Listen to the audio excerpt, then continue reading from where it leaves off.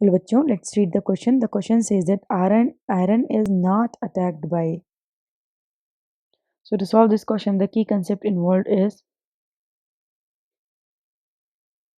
reaction. Reaction की बात भी करेंगे हम इसमें. क्वेश्चन हमसे पूछा iron is not attacked bye. Iron किससे अटैक नहीं होगा. तो पहले हम आंसर लिखते हैं, उसके बाद हम स्टेटमेंट देखें कौन सा गलत है. So iron is not attacked bye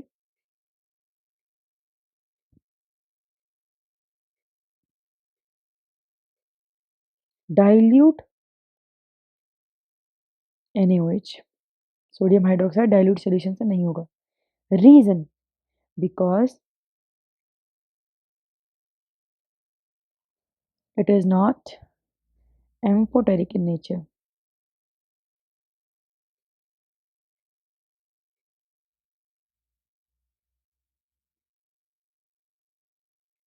amphoteric nature का नहीं होता है. यहाँ पर एक स्टेटमेंट और लिखते हैं डिफरेंट पेन से, that iron only dissolve in acid and not in bases. Acid में डिजॉल्व हो सकता है, बेसिस में नहीं. यहाँ पर फर्स्ट ऑप्शन दे रखा है कंसेंट्रेटेड NaOH. सो हाई कंसेंट्रेशन होगी अगर NaOH की, तो आयरन रिएक्ट कर जाएगा. यहाँ एंडोथर्मिक रिएक्शन होती है. यहाँ पर हम लिख देते हैं एंडोथर्मिक रिएक्शन होती है. आयरन 3 ऑक्साइड बन जाएगा,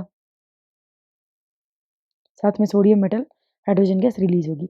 सो ये आंसर हमारा नहीं हो सकता क्योंकि ये रिएक्शन होगी. अगला हमें दे रखा है डाइल्यूट सल्फ्यूरिक NaOH. अभी हमने देखा कि डाइल्यूट NaOH से वो रिएक्ट नहीं करता है. सो यही हमारा सही आंसर है. बट स्टिल आगे देख लेते हैं. Dilute sulphuric acid.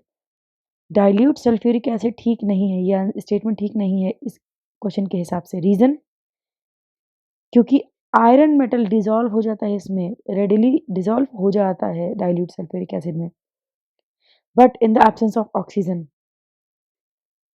यहाँ पर हम लिख देते हैं absence of oxygen reaction occurs. ये रिएक्शन का सिंबल है, रिएक्शन ऑकर होती है. और यहाँ से हाइड्रोजन गैस भी निकलती है मेटल के साथ.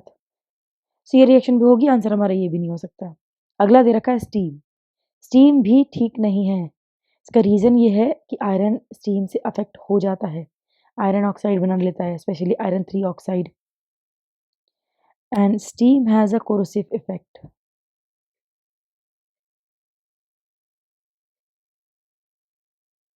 Steam has a corrosive effect on iron. इस वजह से ये रिएक्शन भी होगी. सो हमसे तो पूछा कौन सी नहीं होगी. ओनली स्टेटमेंट भी दैट इज डाइल्यूट NaOH, जिसमें स्टेटमेंट नहीं, जिसमें रिएक्शन नहीं होगी. So B is the correct answer of this question. Hope you understood it well. Best of luck.